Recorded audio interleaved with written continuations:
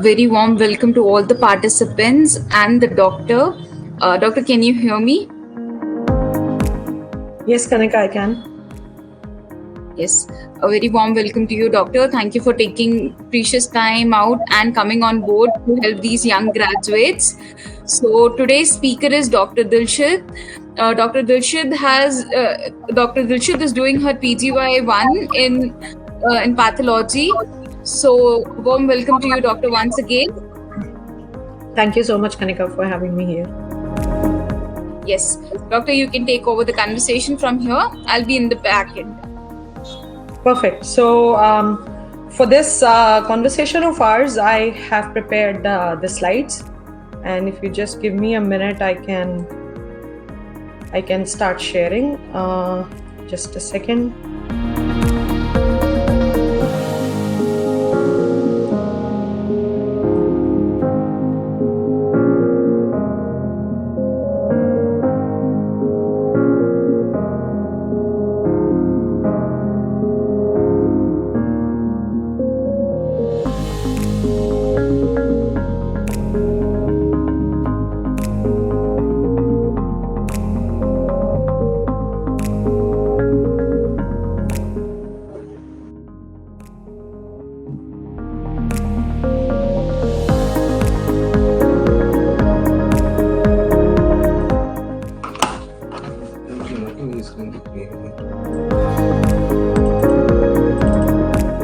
Mic नहीं दिख रहा है भाई, माइक नहीं दिख रहा, तेरा माइक चल रहा है?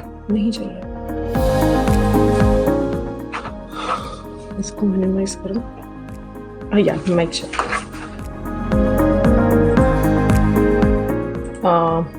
just a second, sorry for that. Can you see my screen, Kanika? No, doctor, your screen is not visible. You can see the PPT, right? No, doctor. Okay, just give me a minute. As it is, when there is stage anxiety, this happens a lot. So,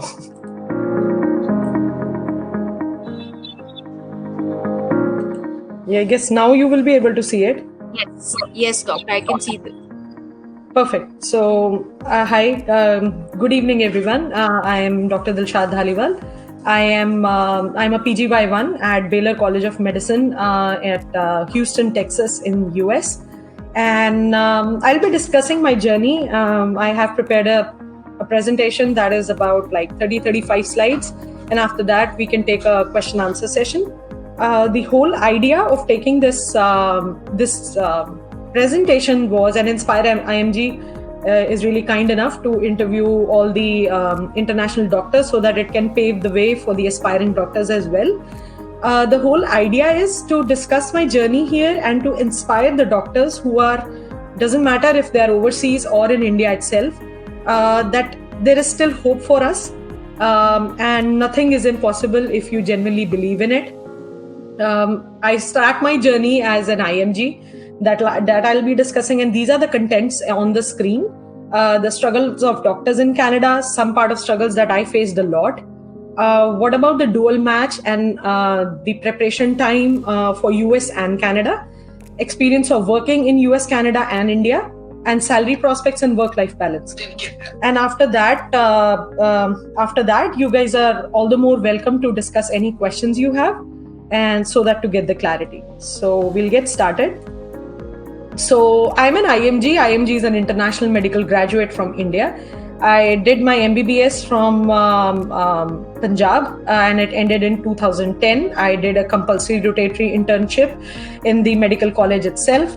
And so my mom is a pathologist. I guess I take that genes from her, and I wanted to pursue pathology. And I did my MD pathology from CMC in India. That was from 2013 to 2016. I was lucky enough to be selected for a very prestigious fellowship in hematopathology at Tata Medical Center in Mumbai. People who are watching from India must be knowing, must be knowing about TMH in Mumbai Parel.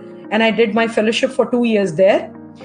And then life happens. I got hitched to my best friend and we relocated to Canada in March 2020.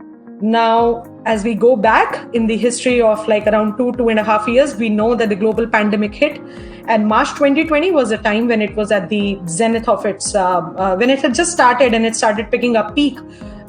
Things had started to close down, and just to build up a perspective, I landed at Canadian airport, and I just saw everything was like quite dead.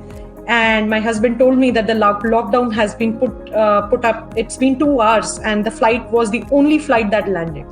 So that was quite a thing for me, because I had it was very weird. You come to a new country, you want to see around, and all you can do is you are just caught up at home. You're not going outside. So it was a bit depressing to be at home, and at the same time I knew that I wanted to pursue pathology only, and I had applied for observerships. People who have no idea about observerships, I will just say a bit about that. So there are various terms you might hear from people who are preparing for US and Canadian licensing examinations: observerships, electives, and rotatory electives. So these are 3 terms. It's nothing. It's just that you choose a subject you want to pursue, and you get a kind of a practical experience in it. Every hospital, every doctor can allow you to observe them for some time, how they work, and you can build it up. Like, you can build your interest up. So that is observership. Electives are also there if you do it during your MBBS time. I did observership because I was post MBBS and I wanted to do that, but unfortunately that was cancelled in Canada. I had approached few doctors, emailed them that I want to see how you work. And it's a good thing to have on your CV when you're preparing for the international medical exams, right? So that was cancelled. It was a dim grey time for me. So this lasted at home. I was there till December 2020, and everything was grim and depressing. So some of the initial struggles, and I feel people who are in Canada and have not started as yet their preparation, or people who are in India and are preparing to go abroad, and this is probably the generalized thing, but I'm sorry, I'll be a bit salty and discuss my struggles, what the initial struggles I faced. So initially the guidance which was given to me was amongst very few people, and people who were not experienced in my own field. I always wanted to do pathology, and there were people who would probably, demotivate me, kind of a thing, that, you're now plus 30. It does not make sense to do a residency again. That is something which I got to hear from people around. I got to hear that it's impossible to crack and be a specialist, especially in Canada and even in US. Even if you do, you will be probably, entering your grave by the time you become an attending. Then some things which I got to hear were, you can't clear both exams at the same time, US and Canadian licensing exams. People don't do it. And I'm sorry, I'm a bit blunt, I would say, in saying that people in Canada would, doctors even, and we call them desis, people who are, our community, would tell me that it's easier doing a family medicine because it's of 2 years residency. You can earn a lot of money. You can have a house in the 3rd year, 4th year. You can have a BMW. There's no need to, work so hard, because residency in Canada, pathology residency in particular, is 5 years, and pathology residency in US is 4 years. So why do you want to do it? It's better if you settle in as a clinical assistant or a technician. That would be better. That's what I got to hear. And I'm a pathologist. So everybody would taunt me and tell me that, you be a lab assistant. That is good. You will earn good money. You'll have a life. Why are you studying? And people who know Tim Hortons, I think now it's in Delhi as well. So work in Tim Hortons, that is better. Or drive an Uber. It's a more secured pathway. And sadly enough, doctors are doing this. And it pains me till now when I see the plight of doctors in Canada, with very few guidance, with very less guidance available, and very few people telling them what to do in the real sense. They just kind of succumb to working in McDonald's, Tim Hortons, any library, or drive an Uber, which just superficially seems a more secure pathway. So that was something which I even faced. But I would say, I personally believe, and I acknowledge this slide, who my husband put it here for me, which is hustle harder and hustle smarter. So honestly, I personally believe extraordinary situations demand extraordinary measures.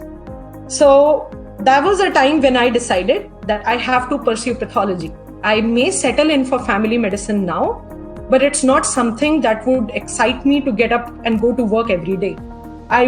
It's not for me. It might be for anybody, and they are most welcome to pursue it, but it's not something for me. So I am a pathologist in and out, and I have a heart and a soul of pathologist. So I do not want to compromise on my specialty. I don't want to become a generalized physician when I have a specialist degree from India, which is one of the competitive countries when it comes to the educational front. So the prospects when I decided to pursue the residency were that Canada has around 6 to 8 international medical graduate seats for pathology in total. For the entire Canada, we have 6 or 8 seats. And I would say, if not much, there are around 300 to 350 people competing for those seats. So you can, on one seat, there are 5 people competing. And US, on the other hand, does not have that kind of an IMG versus non-IMG quota.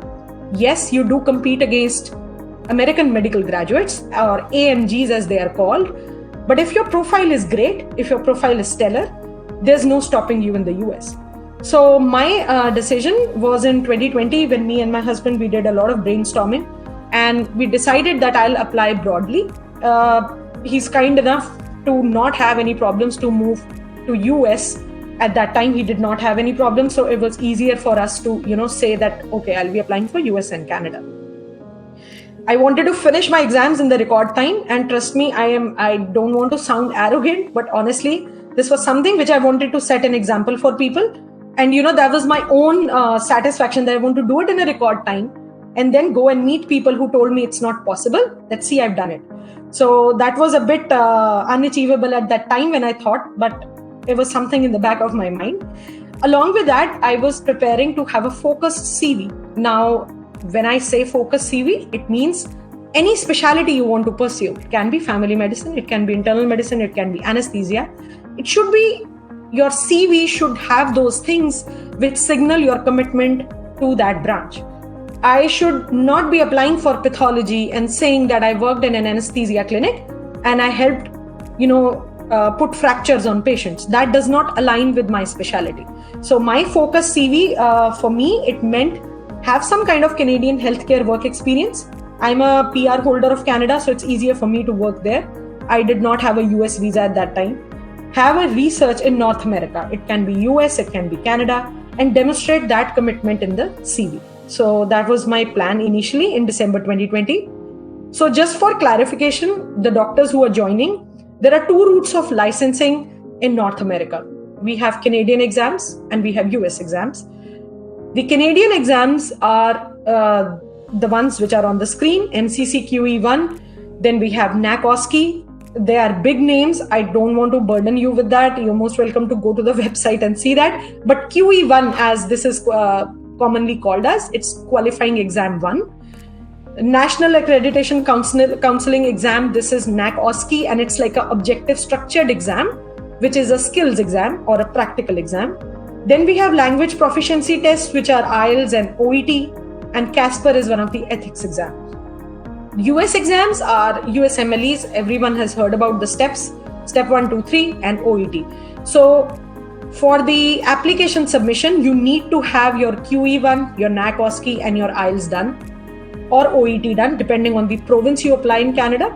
And in US, you need to have at least step 1, step 2, and OET done. So these are just the prerequisites before you apply for those exams. So as I discussed, QE1 has MCQs and multiple choice questions and clinical decision making, or CDMs as they are called. And then there's something in Canada, then there's something called as PRA, or Practice Ready Pathway. It is a specialty equivalent. Like if I'm a pathologist, I can be ready to work as a pathologist in different province of Canada. But unfortunately, it used to take a lot of time, like minimum of 5 or 7 years. Unsupervised, you're not allowed to practice unsupervised, your salary is less.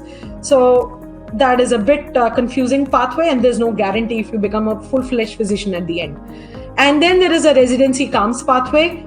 I have heard recently that they are kind of amping up this PRA or practice ready pathway, but it's nothing which is concrete as of now. So these are like, if you want to see practice ready assessments, they are for different provinces. In you might have heard in Canada, we have provinces, we have British Columbia, we have Ontario, we have Alberta, we have these provinces. So every province has a specific kind of a practice ready assessment. But to be honest, I did not explore this pathway. And I was probably more, I would say, demotivated, because I used to hear it takes a lot of time. So I didn't have time on my hands. So I didn't want to pursue this pathway. For exam durations in general, QE1 or qualifying 1 is an exam which is 7.5 hours. We have 210 MCQs, which you are supposed to give in 4 hours. And you have 38 CDMs, which you're supposed to give in 3.5 hours. There is a break of half an hour in between. That is qualifying examination 1. And steps, as you know, are pretty hectic, I would say. There are 8 to 9 blocks, and every block has 38 to 40 questions. So the NAC-OSCE exam for me was like a practical skill exams. You're given a station. You have a person who's kind of monitoring your answers. He is the invigilator for the exam. You are talking to the patient. Patient is like they are actors, but they have to act like patients. You have to take their history. They will evaluate you on your communication, on the way how you approach a patient, how you take the history. Everything is patient related at that exam. So that is a skills exam. Sorry, that's a skills exam which I gave. And then, as I discussed, there are other ancillary exams for Canada. So what are the challenges encountered for all of us, and for me in particular? Obviously, by the time any of us, I would say, if you'd come to Canada or US at the right time, it's great. But for my thing, I would always see myself as this kind of a doctor who's probably, now aging. Why would I start residency? My battery at the end of the day would, just drop down. The finances are low. I mean, that is true, because the currency conversion is such. You are 1 divided by 60 when you think about dollars versus INR. And at the end of the day, I don't like to do house chores, but that would be probably me. So it is hectic, and it just does require a lot of dedication. So I get asked this question a lot. How is Canadian exam different from the US? So I would say in Canada, there is a lot of emphasis on ethical and practical aspects of medicine. That being said, they pay a lot of attention how you approach the patient. Like in India, I know I've worked in India. Like in India, you'll be sitting in an OPD and be like, or kya takleef hai aapko? Or maybe, what's your problem? So you cannot ask in that way in Canada. You cannot be that blunt. You cannot be that sharp. You have to greet the patient. You have to make them comfortable. You have to address them appropriately. So there are a lot of ethical and practical aspects when it comes to exams and practice in Canada as compared to India. Questions asked in a manner, the questions which are asked in the exams are like more generalized. That's what I felt in Canada versus US. They're very generalized kind of questions, as if, I'm a primary care provider and not a specialist. To some students, the questions in Canada may appear vague as compared to the US questions, because US MLEs and UWorld is a very big question bank. Everyone who wants to settle in or start the preparation for US MLEs starts with UWorld. If you read those questions, they're very factual, they're memory based, and they're material related. And I personally love UWorld because it's like a puzzle. But Canadian exams, they kind of, this can be the answer or this can be the answer. So that is kind of a bit wishy-washy at the beginning. The difficulty may appear more, it just depends on your level of education. You may find US difficult as compared to Canada. And I have seen students that I mentor say, call me up and tell me that, US is easier as compared to Canada, or Canada is easier as compared to US. It's very individual. And preparation mode, to be honest, is very different for both the exams. So along with the time when I was preparing for the exams, and I will discuss my timelines in the forthcoming slides, I started preparing the focus CV.